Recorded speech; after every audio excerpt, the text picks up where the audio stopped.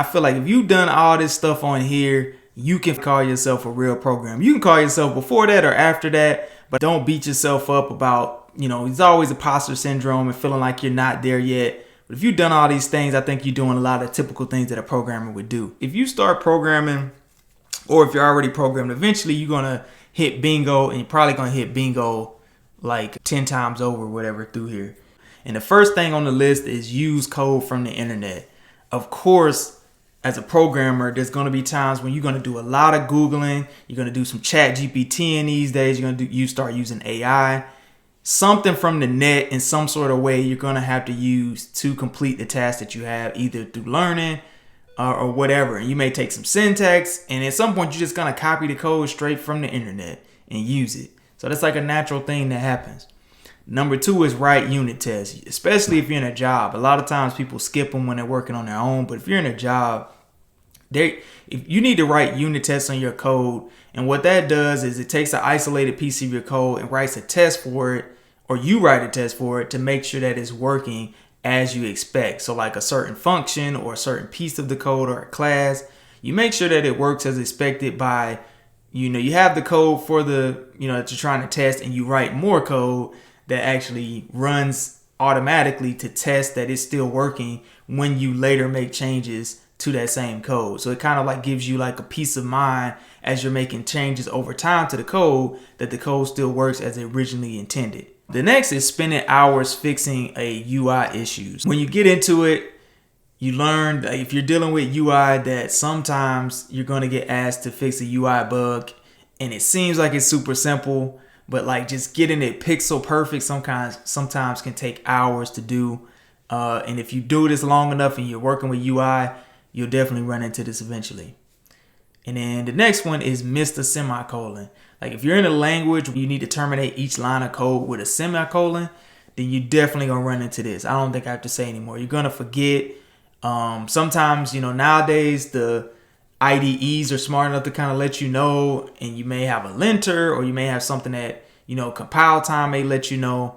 But some languages, especially in the recent past, where you miss that semicolon, you really just don't know until a long time than you would expect. And then the next one is had imposter syndrome, like I talked about earlier, where you just feel like you not really a programmer, or even if you are a programmer, you're hired to do the job, you feel like you're not as good as your peers, or you feel like you're not up to the level that you think you should be. And that's a hard thing to deal with. I think you deal with it with some aspect your whole career. But, there's tricks and ways to deal with it, which I talk about in other videos. But once you have it, you're in the right place, because that means you want to try to get better, or you still humble. The next is forgot to commit code. Like that's definitely going to happen when you're either working by yourself or working within a team, where you thought you committed some code, or you thought you submitted some code and you didn't commit it. And worst case, you just lose it. Like your computer shut down, or you just delete it from your staging area or whatever, and you just completely lose it. And it's just one of those mistakes that you just have to chalk up. And the next is use a web API. So once you get to that level to where you need to integrate with third-party systems, kind of the main typical thing that happens these days with working with third-party companies. Like let's say you want to integrate with an AI company like Chat GPT. You would use the Open API, you would use the Open AI API in order to interface with that. And that consists of making API requests or web requests to their service to do certain things. The next is learn a framework. So now, especially like with languages like JavaScript, you have a million frameworks like React, Vue, Angular. With Java, you have Spring. With C#, you have frameworks like ASP.NET. There's frameworks for all the languages. There's CSS frameworks. There's frameworks for everything. So at some point when you get far enough, you're going to start learning frameworks. The next is refactored codes. This can happen pretty quick. I mean, it's maybe one of the first things you do when you start learning the code is that you write a bit of code, and refactoring just means that your code is doing the same thing that it was before, but you just rewrite it in a different way to achieve the same goal. And usually that means you're just doing it better than it was before, or more clear, more maintainable, or more clean. Like there's some sort of improvement that you're making usually. Coded the front end is the next one. So, once you learn how to code in general, then you may come to a point where you start coding what's called the front end, which is the visual part of whatever application you're working on, if it has a visual part. So that will mean maybe a website page, or that will mean maybe a web app, or maybe would mean a mobile app, the actual screen, the user interface that somebody's using. Some programmers go their whole career and they don't code the front end at all, but some have a mix and some choose to specifically focus on front end development. The next is wrote pseudocode. So especially in interviews, like some interviews, they don't even want you to code. They just want you to simply write what's called pseudocode, which is like sort of like a spoken version of the code or a written version of the code. It's not actually code, but you write it in a way that it, appears to be code. It's hard to explain, actually, now that I'm trying. But it's like you explain what you would write in code, but you kind of do it in more English way, like if this, then that type of way.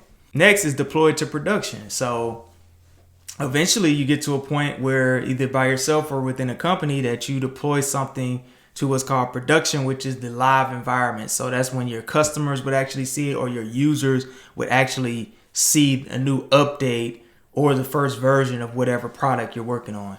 The next is use third-party libraries. So similar to what I was talking about with web APIs, some companies will provide, or some open source contributors will provide libraries that you can use to help you save time and not reinvent the wheel for certain things that you can install into your project or into your application to solve some sort of specific sub problem that you have.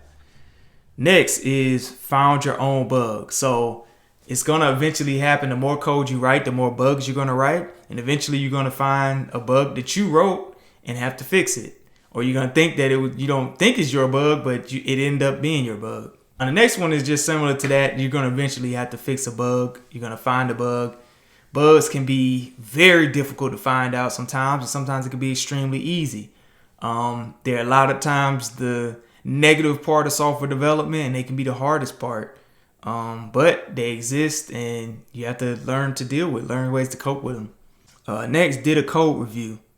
So once you get to a point where you're working within a team, you're probably going to get to a point where you're doing code reviews, or you're reviewing pull requests or merge requests of like trying to merge code into what's called source control, where it keeps a history of the code from different users and you're able to merge into different streams.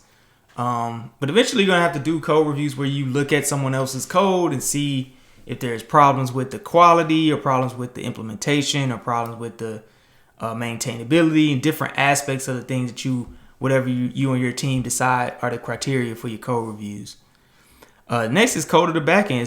Similar to the front end, the backend part is usually like the web API, or the part that's not seen by the end user typically. So that can be a web service, a web API. That can be some connection logic to the database. It could be a backend application that runs periodically to perform some task.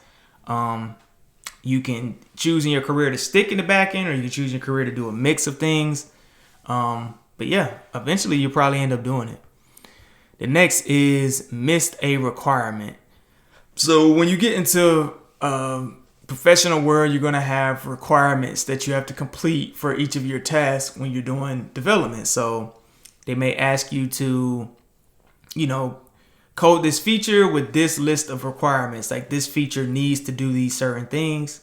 Eventually, you're going to run to a point where you miss a requirement and have to, roll back or fix it or address it. At some point, you're going to run into this. The next is use the database. So a lot of applications, most applications have some form of a database or some form of storage that they use. Typically, that's a database, and typically you're going to get to a point where you need to.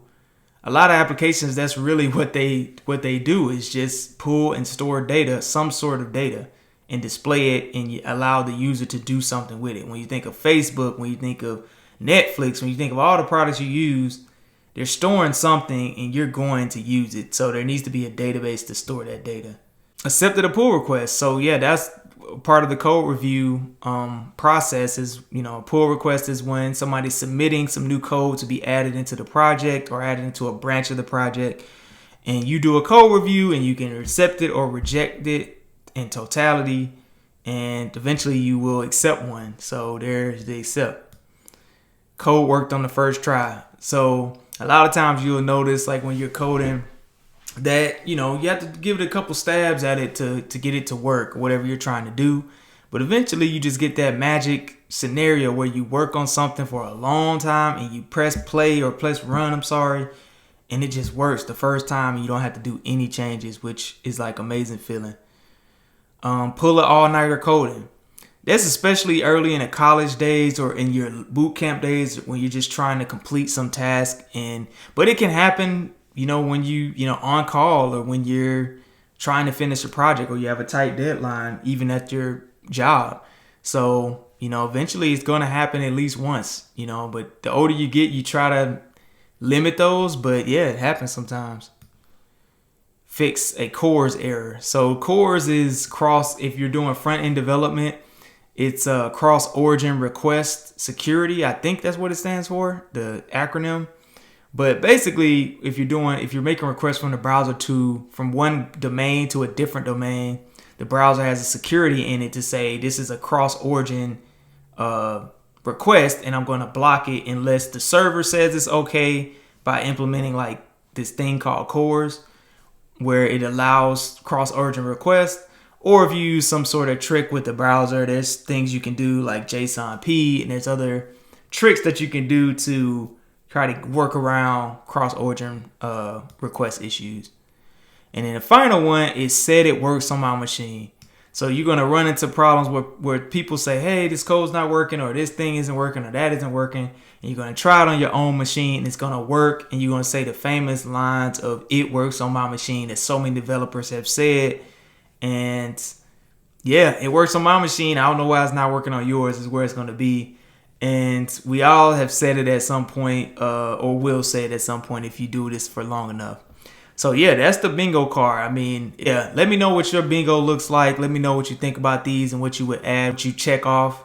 And thanks for watching the video.